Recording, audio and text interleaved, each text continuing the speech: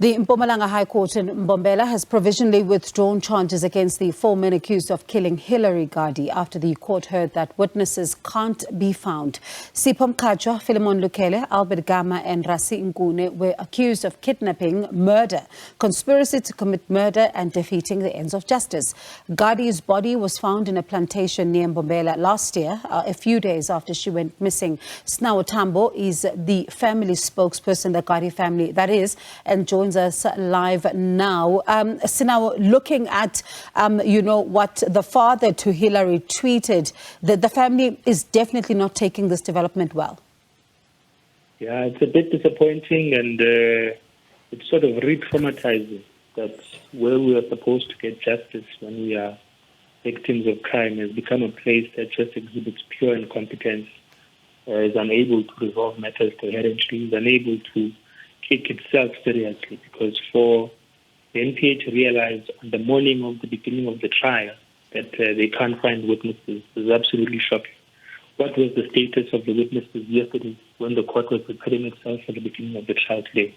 There was no suggestion that the state was unprepared with its witnesses. There was no suggestion that they can't find them, but suddenly in the morning of the case, these witnesses can't be found. So it just shows the lack of seriousness that the state has when it comes to cases of gender-based violence, and it's a cause for concern because delays tends to cast a shadow of doubt, not only within witnesses in this instance, but victims as well as gender-based violence, those who do survive attacks of this nature. They get to doubt themselves because of delays of this nature, and the occurrences with regards to the Hillary Gardee case are just going to further dampen confidence in our justice system in our view. But the family is devastated. And I suppose then, listening to what you're saying, and of course this latest development, because one was wondering what was the status, did they know about these witnesses and what was going on even last week and not made the court aware?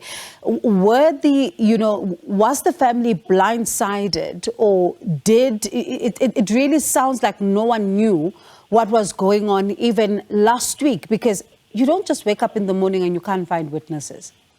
Absolutely. We were all blindsided. No one had any idea that this is what would happen this morning. Everyone was under the impression that the matter would be beginning today. Everyone was under the impression that the trial would begin today, and we would be able to get some clarity as to why these two institutions have been linked with this crime, and those who are guilty of it will be held accountable as well. They've been held in prison for a year.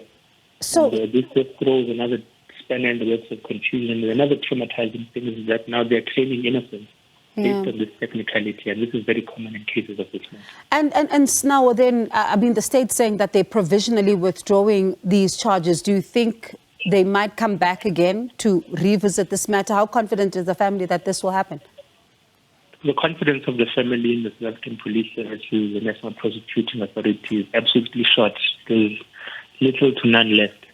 And this has just been the final nail in the coffin. It would be naive to express any confidence that they'll be able to find these witnesses and resume this matter now. And it seems like they're not going to be able to do that, because what constitutes the disappearance of a witness? Why can't a witness be found? Is it intimidation? Have these witnesses disappeared? Are they now suddenly refusing to cooperate? Why would they not be subpoenaed? So there's no clarity of how the state is going to approach the inexplicable disappearance of witnesses. So to have confidence in them would be an exercise in futility. So where to from here for the family?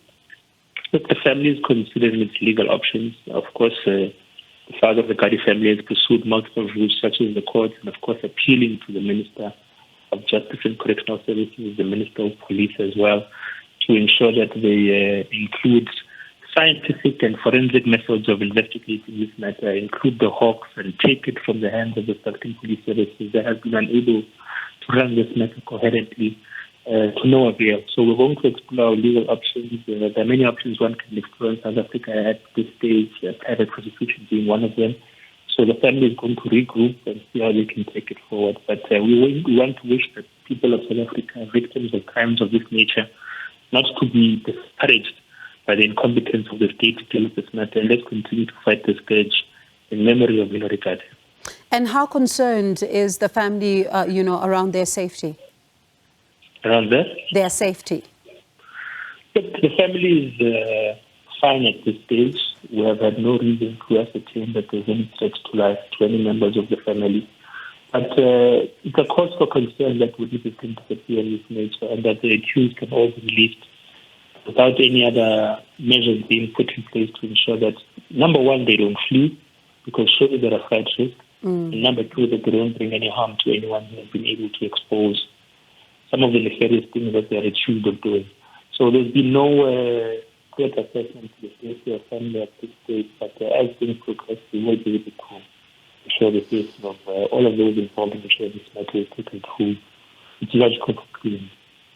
All right, Sinawo, sounds like this might be a long way before the family finds some closure and justice in this particular matter. Thank you so much for talking to us. Sinawo Tambo there, he was speaking in his capacity as the Gardee Family Spokesperson.